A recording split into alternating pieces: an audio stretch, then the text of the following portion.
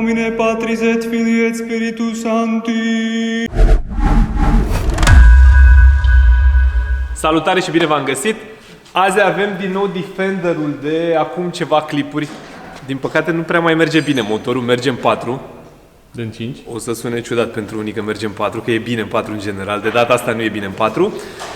Până la Defender avem o zi plină de constatări și sincer nu mi-a plăcut la telefon cum suna niciuna. Adică un pic de fiert, un pic de 1 litru la 1000 de consum, chestii urâte oricum. La final o să băgăm și Defenderul și proprietarul ne-a zis că dacă reușim să-i dăm de cap, putem să mergem la o tură cu ea. Deci, Doamne ajută că vălică e fiert să iasă din nou la o tură cu Defenderul. Și pentru cei pasionați de Formula 1 sau de fapt pentru oricine și-ar dori o machetă plană, 3, 2, 1... Asta este mașina de Formula 1 din 2022. Cei de la Lego au recreat-o exact după specificații, adică aripile, partea frontală, jantele. Deci cei care urmăriți Formula 1 știți că ăsta chiar e McLarenul actual din Formula 1 și la finalul clipului o să puteți să câștigați unul. Asta e partea cea mai tare. Toate machetele astea blană care vin la noi se găsesc pe brickdepod.ro. Aveți linkul lor jos în descriere și stați până la final că poate o câștigați chiar voi.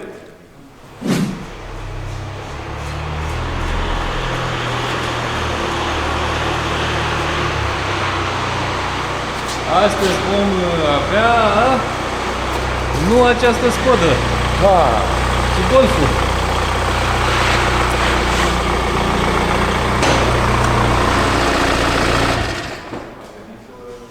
Skoda Octavia RS. Oricum e ciudată treaba. Abia a ieșit constatare de Opel Astra J 1.4 Turbo. 80.000 de kilometri cu garnitură de chiulasă arsă. Și întâmplarea face că avem o mașină celebră. BKD se numește mașina, nu se numește Volkswagen, pentru că au probleme pe chiulasă. Dacă aia la 80.000 chiar are garnitură arsă, cum ar fi să nu aibă asta? Pentru că se suspectează termoflotul într-o primă fază, pentru că e o socoteală mult mai favorabilă pentru om, dacă ar fi să fie termoflotul. Termoflotul cu câteva garnituri. O să vorbim imediat cu Vălică și cu Dragoș câteva cuvinte, pentru că Dragoș s-a uitat un picuț la mașină și Vălică o să o ia la... Păi zi, deci care e faza cu asta? Păi tu ce zici? O înmormântăm și pe asta. Cum am înmormântat-o pe altă chiulasă mai devreme, așa o înmormântăm și Și pe asta asta. cu ce? Cu motor, cu tot. Tot motor. Nu-i dau doar chiulasă. Pe asta E cu încerca consum de ulei și cu nu știu ce. Da, 1 litru la 1000. Dar ce e mult? Păi cum mă, mănâncă mai mult ulei decât motorină? Și motorină e scumpă acum.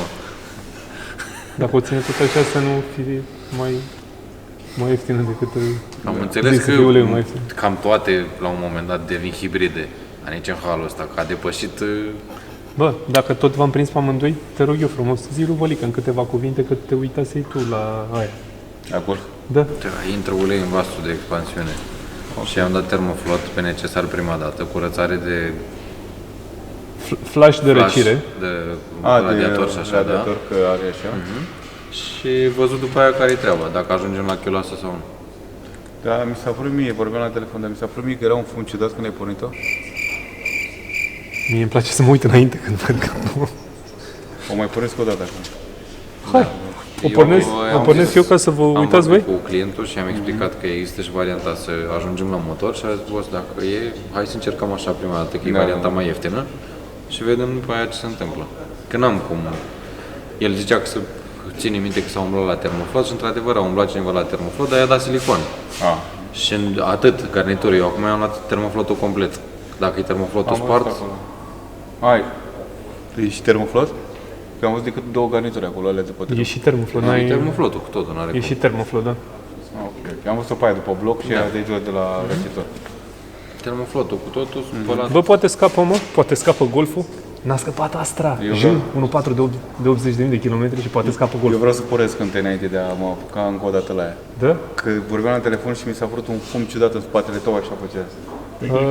Cred că de la telefon. Da, acum, dacă ar fi garnituri de injectoare și alte alea, acolo nu m-am băgat. Omul a venit și mi-a Mă, să scape golful, mă, să scape golful fără chiu, lasă. Dacă apăsați acum butonul ăla, scapă golful 100%. Nici eu n-am crezut Voi asta. apăsați butonul. Voi apăsați butonul și vă injectăm, adică nu e... Bogdan, mașina e lăsată, deci tu ai pornit-o acum rece. Da. A fost un molod ăsta ciudat, albut. De acum când pornesc o să fiu în spatele mașinii, cumva. Da. Sau îți iei un ochi și îl lași aici în spate. Ia.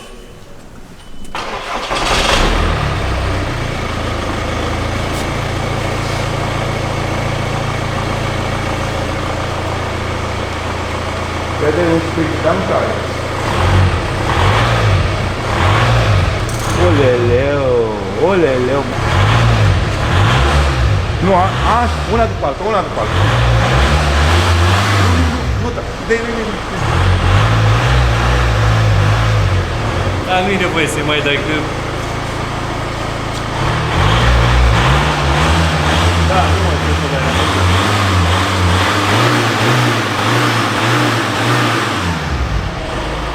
Scapă! ok, hai să facem ce e în listă și mai vedem după aia, dar... E amortizor. E strâmb, da. Îi punem de asta racing. Mai are o treabă. Face la pornire. Păi ce vrei să-i vedem, tați-vă? Păi ia desfa acolo. Bum! E cu spumiță. Îi auzi? Dacă am flash, trebuie să punem flash-ul să-i dăm drumul. Da, avem tot ce... Păi știu, dar trebuie să încălzim motorul. Avem termoflotul aici. Avem filtrul de uleiuș. Avem un flash de motor și un flash de radiator. Ce să dă o ganetă? Eu am o cheie de Volkswagen în mână pur și simplu. A ei e în mașină. Dar tot timpul am o cheie de Volkswagen. Nu știu dacă Rezervă. spune multe chestii azi, dar bar n-am. Judecați voi treaba. Ai rezervă, ai o rezervă, un backup. Nu, tot timpul trebuie să fie aici un... Deci ca să facem curățarea aia trebuie să Garnituricile. Da. trebuie să o încălzim. Hai să facem ce... Păi da, dar cred că trebuie și cu ea, că aici nebunim până Sau așa atunci, da. Îi punem un pic de apă ca să Așa, ca să aibă ce trebuie. ce trebuie. Și după aia venim și punem soluția aici și o ținem pornită.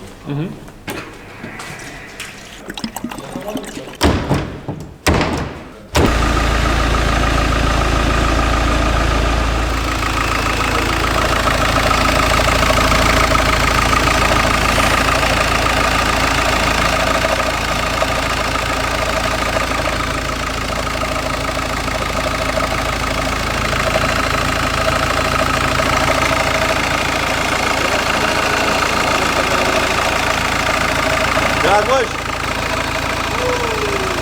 Mai continuăm? Eu zic să nu.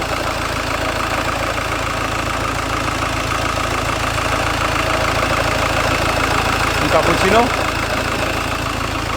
Moca. Așa facem și cu Mercedes-ul.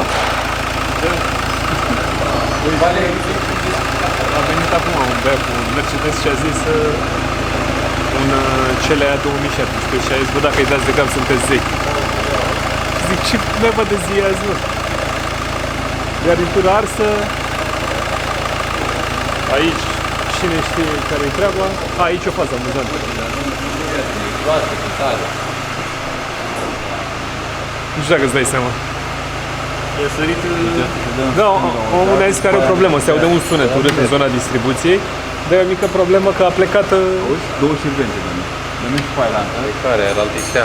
Nu, păi știu, dar mă proptez cu ea. Hai de capul meu. Mâncăm niște mâncare chinezească cu două bețe, știi ce zic? Da. Bă, ai mă, una plăcuțe față și lichidă frână. Vreau să... Uite acolo, mă, pe Ia, vină mă, vină cu asta. Ăsta e, deci ăsta trebuie să fie. Stai așa, ai filmat, ai luat un cadru la el? Nu. Vine o mașină, un M47, facem o distribuție. M, de la Marin. Da? Așa, Marian. Ce să ai să ridică în capota?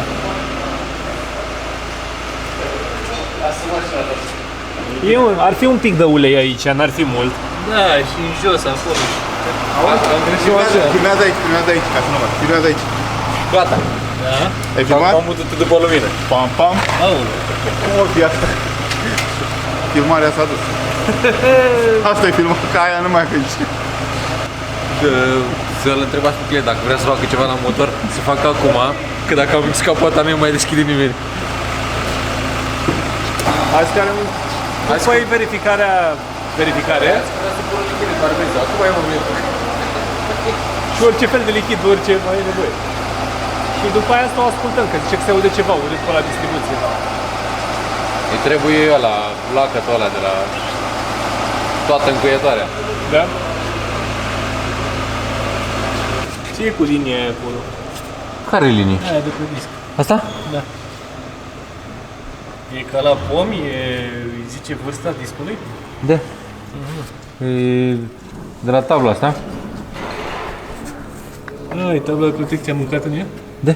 Interesant. Mișto, mișto. Omul, dar ce a intrat, bă, a intrat bine tare rău de tot. Curat, bă. Ai trebuie accesorii.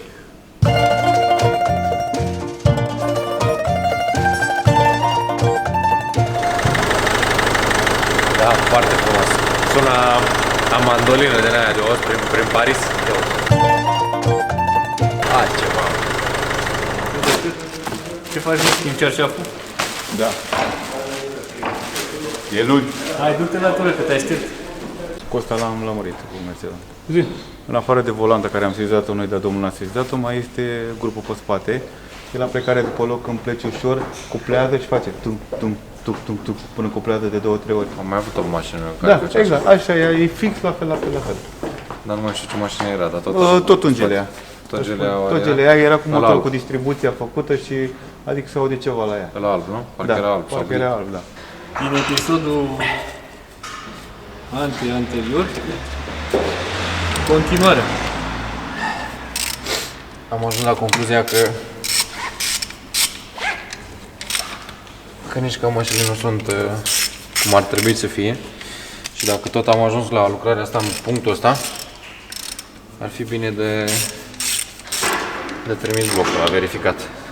La niște măsurători, Da. vedem cum arată, dacă scăpăm doar cu o ponuire sau trebuie făcut ceva mai mult de atât. Și pentru cine nu știe, ăsta este motorul de pe Seat Excelsior de acolo, Unde? care s-a blocat în mers din cauza că s-a dus niște calamină desprinsă de pe galeria de admisie, s-a dus în motor. Le vrei tu? Nu merg pe O garnitură de E92? Le-am schimbat, mă, ce am schimbat? La termofil. termofor cu lichid, cu de-asta. Am schimbat radiatorul cu totul. Le puneam degeaba. Pentru ce să le mai punem? Nu? Trebuia să iei niște piatră. Uite, are băiatul aici de altă. Ciocan și te apucai să sculptezi în piatră. Aici odihnește Golful BKD. Ah, am înțeles, nu știam ce merge cu piatra. Cu daltă. Asta trebuie să fie la 120 de grade. Nu? Mai cu 120 de grade are. Așa trebuie să fie față de asta și să vedem unde... Păi și cu ăsta la altă ce facem? Ăla de ungere este unde? E aici. Aici. Să zicem că e cât de bine. cât el față de asta. Dar ce facem cu toată mizeria din asta? E bine.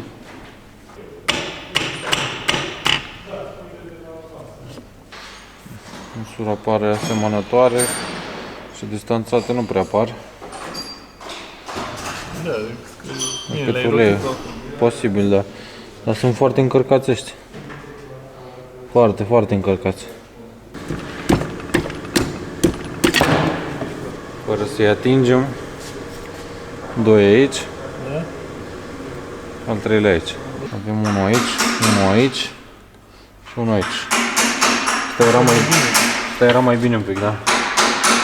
Și acum explică-le și de ce se pun la 120 de grade în general.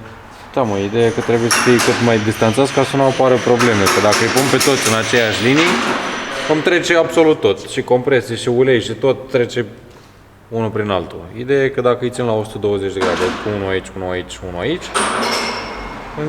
înseamnă că nu o să ajungă din, nu știu, nu o să treacă uleiul ca la el acasă, liniștit pe unde vrea, unde să ajungă în piston și alte probleme. În cauza asta trebuie spus de fiecare dată 120 între ei. Și ar însemna fix într-un triunghi echilateral. Cam așa ar veni. Da, bine, și orientarea e, cred că, și în funcție de motor. Că ai și orientare, nu trebuie să-l pui direct pe ăsta. Păi da, să nu fii direct pe bolți. Trebuie să fii mai așa. Ce să vezi, mă? Nu știu, că ai venit la mine și ceva să specă la vine la mine. Păi da, mai văzut un Golf aici. Păi este cu reparații Golful. E Golf de la bun? Nu, e cu o listă de reparații, e o constatare făcută la noi, lunea, într-o zi de lunea, acum 2 săptămâni, și are de schimbat așa. Înlocuire bascule și berete anterioare punte față, înlocuire amortizoare, protecție și flanșe de rămâne punte față, înlocuire pompa de apă care este pusă pe aftermarket, ieftină și nu e ok, nu se comportă ok pentru că pe pompă vine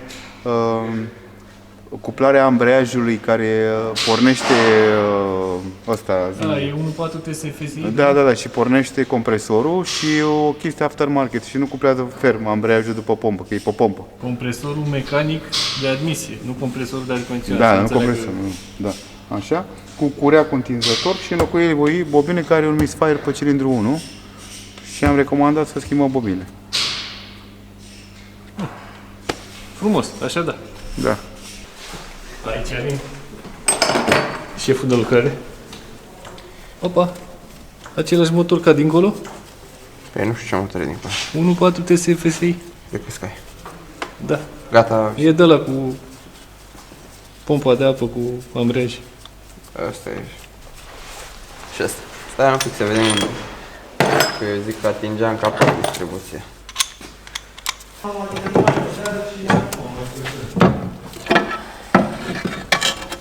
Ia să vedem, domnul. Da, mă așteptam să fie mult mai... Asta de aici zici tu? Da. Mă așteptam să fie... Bucățica asta de aici? Și cu aia, dar mă așteptam... Hai mă, zi!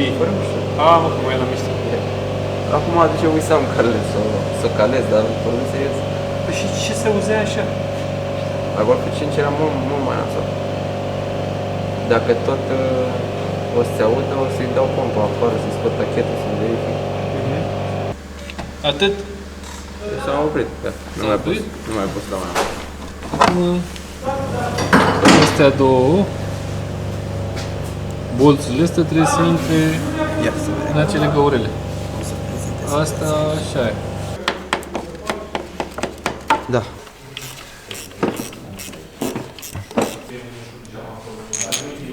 Dar care era treaba cu el? Sau de ce zurnea mașina asta? Încă nu-mi dau seama. Deci aici sus e ok. Am coborât.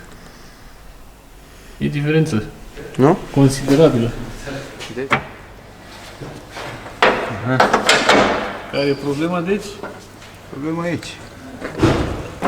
Cred că desfac eu cablajul să nu fie ulei în el. E olio? E un picuț așa pe margine, este. Curățat. Fac o probă. Hai să facem o probă. Curățăm, îi dăm o cheie, dacă nu, poate cablaj. Poate cablaj și neinjector. Exact. Asta are PD-uri și cablaj înăuntru. Da. Ca la AWX 1.9, celebru motor. Ăla e.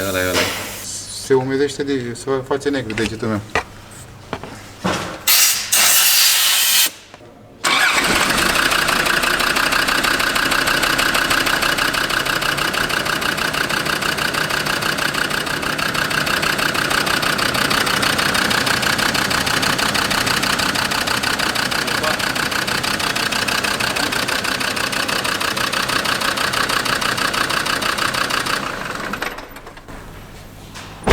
Trebuie să facem diagonal, să vedem ce dă pe diagonal.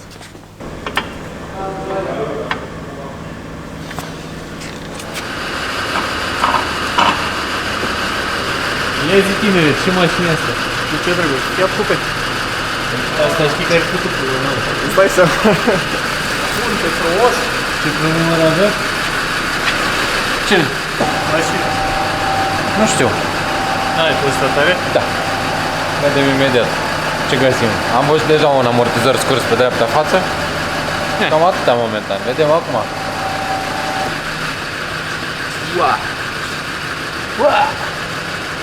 Pierdem noi ceva aici, dar... Ulei de servo. Uite, are frânuțe. Nu vezi clar. Ai frânuțe cu 4 pistonuțe. Mișto, mișto. Bușonul ăsta a fost desfăcut mișto, dar nu știu cum a fost strâns. Tot cu dalta cred că a fost strâns. Ai strâns la ciocan? Mai trebuie un furtun de servo care vine din casetă. Doamne, dar ce le-au îmborligat așa, mă?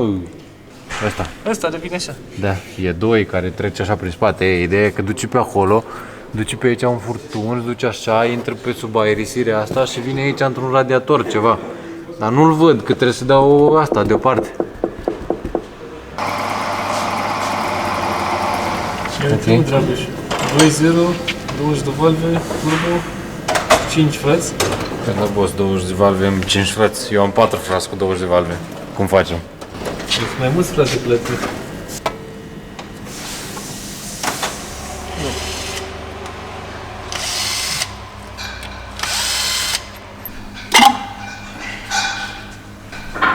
Ca la 1.9 TDI și anumite 2.0 TDI. Costi? Vreau și eu furtunul automat. Ia zi cu metre. Ziceai că audio-ul tău face drege, a? Lăsați. Ia zi. Lăsați. Cum e cu 220 de cai? Lasă 220 de cai. Ce frumos aude mașinuța aia? A? 5 pistoane cel mai șmecher, da? 5 pistoane, benzină, turbo. Să mă bată tata dacă nu... E diabolică mașina. A întâia, vezi că încarcă turbina, începe să încarce pe la 4000. Până în 4000, știi cum mergi liniștit. Bă, de la 4000, dacă ai băgat piciorul în ea, nu contează ce treaptă ești. Indiferent de ce treaptă ești, stai pe loc. Ce îi faci acolo? Îi strângem pinii.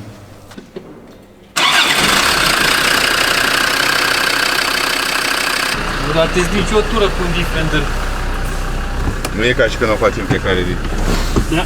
Deci plecăm într-un test drive după ce am schimbat cablajele de injectoare. Da, adică strânse mufele. Am strâns mufele, le-am schimbat, o să le schimbăm. Deci intuiția mea a fost bună când a venit mașina și a lăsat-o clientul. M-am gândit să zic că mergem 4, posibil să fie din cablaj. Și așa a fost. Ziceam că e o mașină de recomandat. Pentru cine își permite să o cumpere, SH, Da. se duce în 20.000. Da? Da, se duce. Motorul ăsta cu 110, 90, adică cu toate ușile, se duce. Dar motorul e mega simplu. N-are multe de schimbat dacă se strică și în care ce. Și e foarte bun motor în primul rând. 5 frățiori, De aia buni. spațioase. Oh.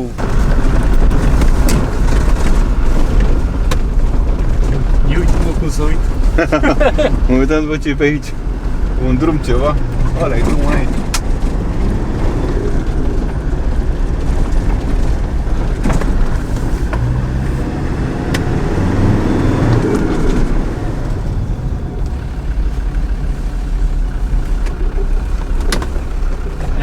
Și pe distracție. Aici avem noi treabă. Unde a făcut Lovolică tura trecută? Ia uite cum cobor pe aici, uite. Opa! Așa! Mă, că ți arătam doar la început, asta era de o încălzire, așa.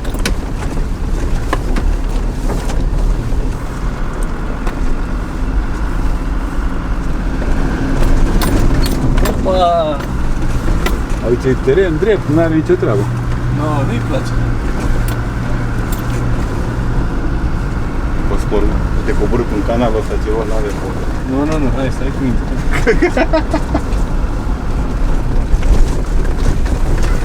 No!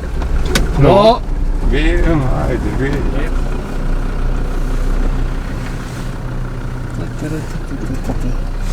Uite ce de bună e pe aici. Bun. Acum avem un golf în față. E pe greu? Da, la relantiu. Acum aveți pomii. E și băncuță aici. Uite, e o băncuță dacă ne-ai obosit.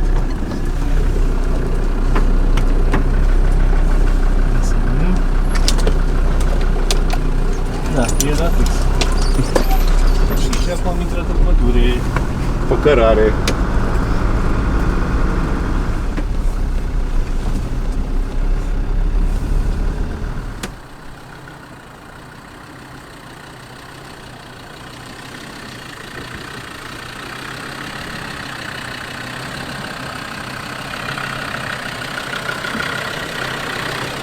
Mașina adevărată, domnule. N-ai mă treabă cu ea. Culă.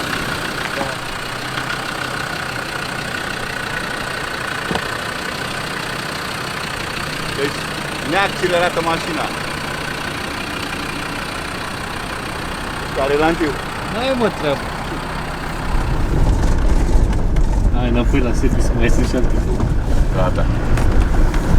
Ok, ziua frumoasă azi.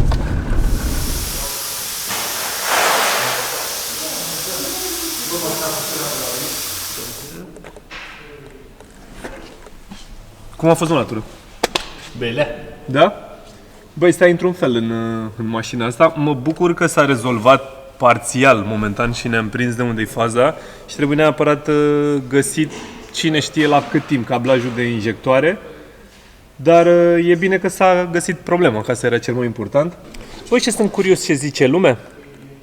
Dar plăcea să scrieți jos în comentariu care vi se pare că este cea mai bună mașină de off-road stock. Fără șmecherii, fără suspensii de-alea puse, șmechere de 10-15.000 de euro, cred că există 100% de astea grave. Da, cred că de astea de începători. Așa. Stock. Cum a venit mașina din fabrică? Eu am o idee, dar nu vreau să zic nimic. Și e fabricată destul de aproape, dar nu se mai fabrică. Da, nu mai contează. Seamănă cu asta. Mai important este că noi am reușit să băgăm o mașină de Formula 1 într-un Defender. N-a fost ușor. Machetele astea le găsiți pe brickdepot.ro. Linkul lor este în descriere. Dacă vrei chiar acum să te înscrii la concurs, trebuie să intri pe Instagram. Câțiva, o mână de oameni ați zis: păi da, n-am Instagram, ce fac? Nu știm, dacă vrei să poți să câștigi mașina, îți faci și participi la concurs. Câștigi mașina și după aia îl închizi. Da, ne vedem data viitoare. Pa, pa!